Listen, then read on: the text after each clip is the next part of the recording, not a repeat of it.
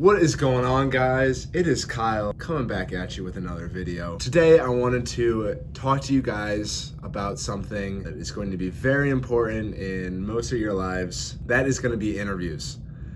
So this is going to be a little step-by-step guide as to some of the things that you can do before you even go into the interview. Just little things that you do before you go in, during, and after your interview that are going to add up to a lot when the employer is looking at you as a potential candidate for the job offer.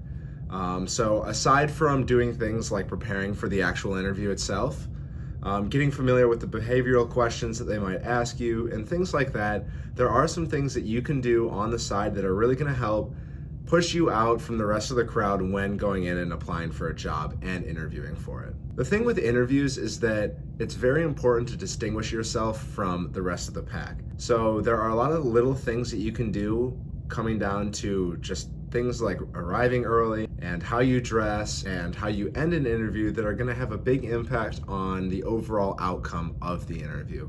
So I'm gonna get into a list here of some things that I found that work well for me, some things that I've seen online, and just some general advice that I have for making sure that you nail your next interview. The first thing that you need to do before going into your interview, and this is gonna be something that's extremely important, and that's obviously gonna be arriving on time. So when I say arriving on time, that typically means arriving anywhere from 10 to 15 minutes before your allotted interview time. This shows that you are dependable, reliant, you can get somewhere on time, and just as an overall good indicator as to how you are as a worker and an employee. If you show up late, that shows that maybe you don't care as much about your job, you don't care as much about the interview, you've got other things that are taking up your time that are more important than the potential job that you're getting, things like that. It overall just does not set a very good impression, especially right off the bat. The next thing, and definitely one of the most important things, is how you dress for your interview. Now, a lot of companies are different in terms of what they expect their candidates to wear during an interview. Me personally, being in the business sector, I guess you could say, most often you're going to be expected to dress business professional, which means wearing a suit for guys and girls alike. So making sure that your suit is tailored to fit you is going to be very important. Making sure that your collar fits well, making sure that it doesn't choke you during the interview, making sure that the length of your sleeves is the right length, it's not too long, not too short. The same goes with your pants, making sure you have on dress socks. For women, making sure your skirts are the appropriate lengths if you're wearing a skirt, things like that. Making sure you're fully buttoned up, making sure that the buttons are buttoned on your cuffs, making sure that the collar buttons are buttoned, and yeah, making sure that your shoes are tied, making sure that your shoes are clean, making sure that everything is just clean, presentable, and ready to go. The thing about dress is that it is one of the first things that your employee or your interviewer is going to see.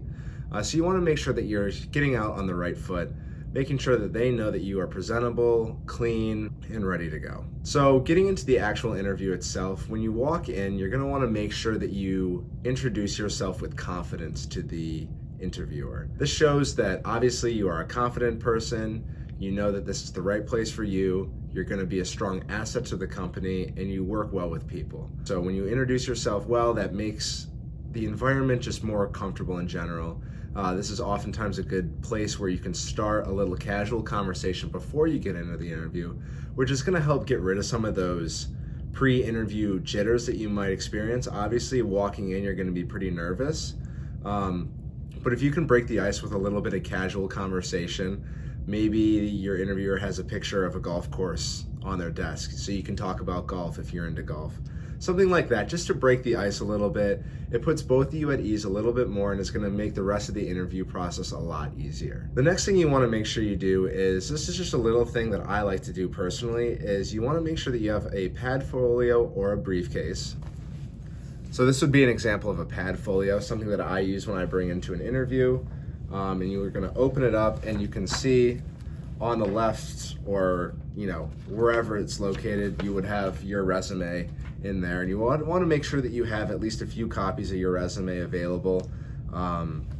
Obviously you don't want them to be damaged at all. You want to make sure they're in good condition and you can present them. If the employer by any chance doesn't happen to have your resume on hand, they likely will. They'll likely have printed it out beforehand, but just in case, it's good to have those to show that you're prepared. It's also a good thing to have a sheet of blank paper open in your Padfolio during the interview with a pen ready in case you have questions that you would like to jot down during the interview that you can come back to at the end, typically when they ask you if you have any questions. Another important thing during the interview, alongside answering the questions well, obviously, is you're going to want to make sure that you orient and position yourself facing towards the employer.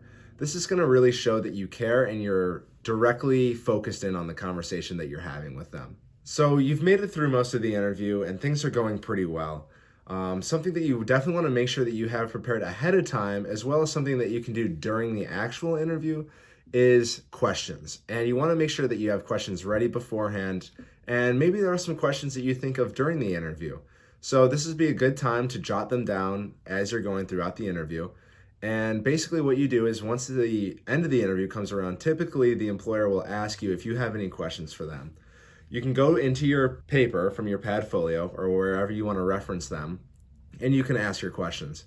I'd recommend asking some of the questions that you have from beforehand, things that you might have found when you were researching the company, just some general questions you might have about the position, but also make sure to ask those questions that you thought of during the interview.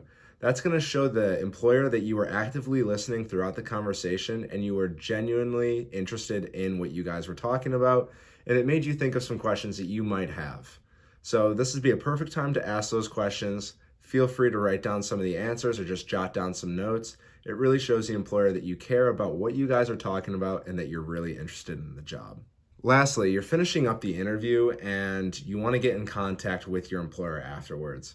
A good time is now to ask for something like a business card, or if they don't have a business card on hand, you can ask them simply to write down their email and their phone number and the contact information. You want to make sure that you have this on hand for after the interview, and I'll get into why right now. But before I get into why I think that it's a good idea to have all that information on hand, you want to make sure that as you're finishing up your interview and you've asked your questions and you've gotten the answers, you want to reinforce that you think that you would be a great fit for the position. Say something like, "Thank you so much for taking the time to interview me. Great conversation with you. I think I'd be a great fit for the position, and I look forward to hearing back on next steps." This really shows and reinforces that you think and are confident in yourself that you would be a good fit for the job. Now getting into why I think that it's important to have that contact information from the employer on hand. You go home after the interview and the first thing you think that you need to do is take a nap because you did such a great job at your interview, right? No. The thing is, once you're done with your interview, you want to go home and you want to send that follow-up thank you email as soon as possible. Like, it should be the first thing that you do when you get home.